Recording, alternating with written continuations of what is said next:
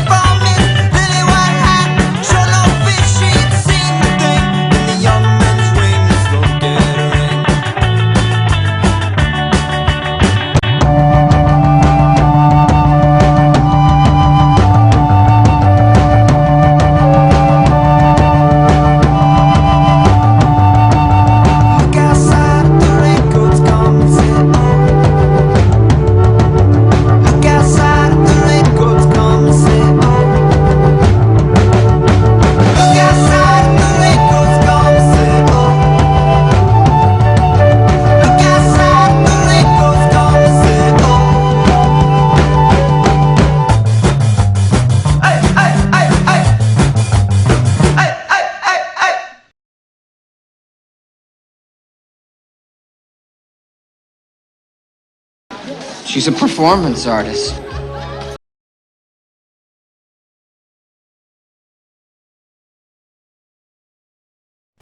Why, hello there YouTube, and welcome back to Vampire Weekend. So, welcome to part B of this current series. So, yeah, it's another bank holiday weekend, and I thought this time I would kick this second part off with John Carpenter's Vampires.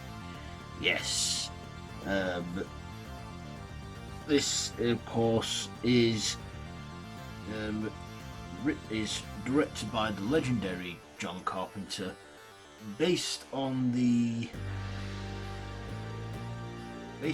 novel Vampires from 1990, written by John Starkley. This stars James Woods, Daniel Baldwin, Sherly Lee, Thomas Ian Griffith, Maximilian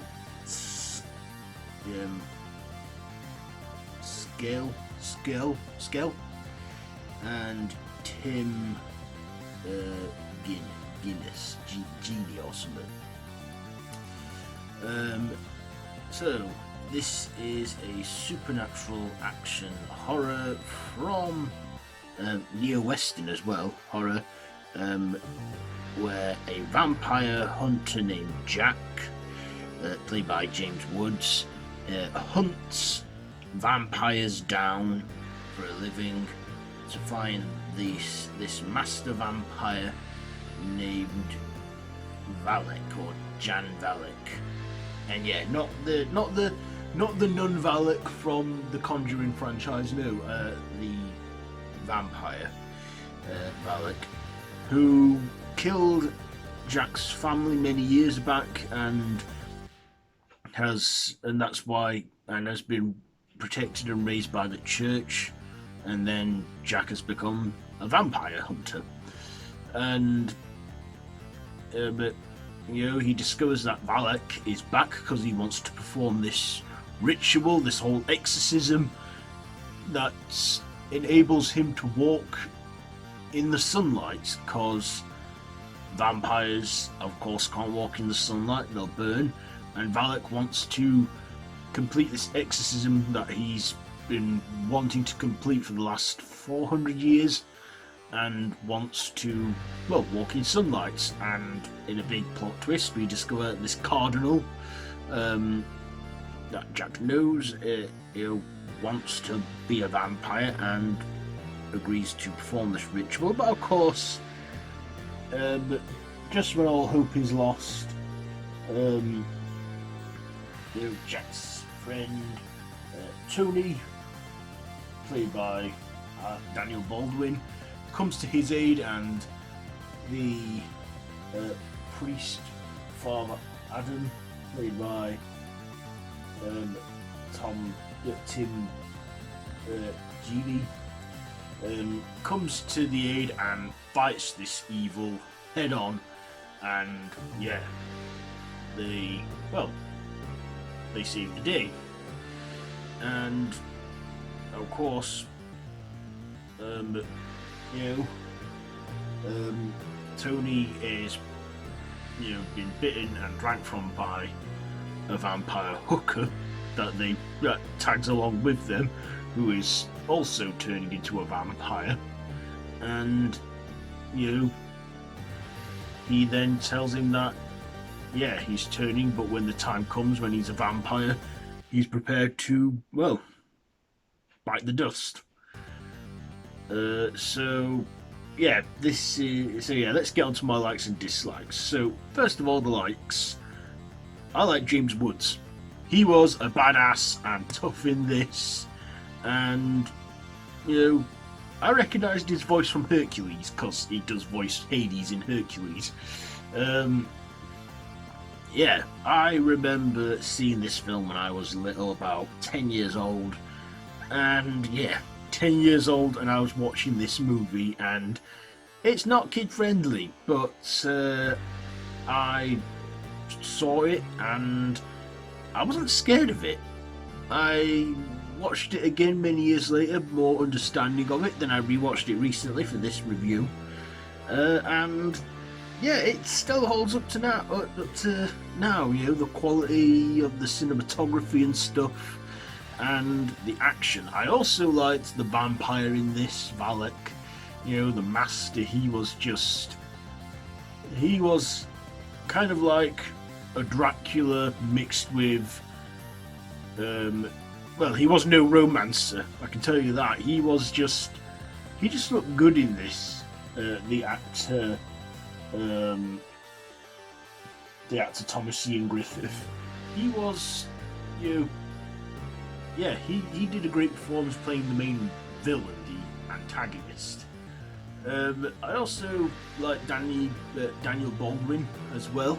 Obviously, he's one of the Baldwin brothers, and they look so alike, them lot, the Baldwins. He was, a good psychic in this. For years, I thought it was Alec Baldwin, but it isn't. It is one of the brothers, Daniel Baldwin. I also liked the dark humour in this. There was some small dark humour moments in this, and I also like the Western setting of it. Westerns aren't just always cowboys and that. Sometimes there are modern westerns that sit in modern times. I liked the horror western. It kind of reminded me of Near Dark, which is a film we're going to get to later on in this series. Of course, I can't forget John Carpenter's directing in this, and that's what also what drew me to revisit this film, that I had John Carpenter's name as the director. He didn't write it, obviously. The screenplay was written by who wrote it? The screenplay.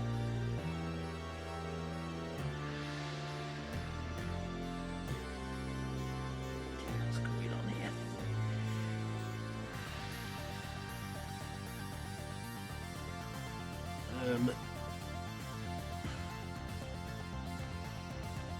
The screenplay was written by Don Jacoby.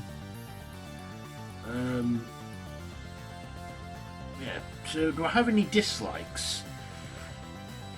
Nah, I don't think I really have many. There is one part where Relic attacks a motel room where Jack's crew are resting up for the night and having a party with some hookers, and Relic just rips them to shreds and kills them all, and Jack then has to face Relic with very little number this time with the other vampire hunters.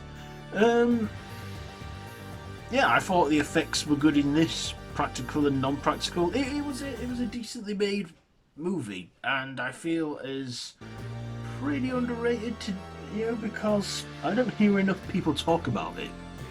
So, John Carpenter's Vampires, what am I going to rate this one? Do you know what? Because I don't have much to dislike, this is non-stop action throughout, and this movie is about 108 minutes, so just over an hour and a half.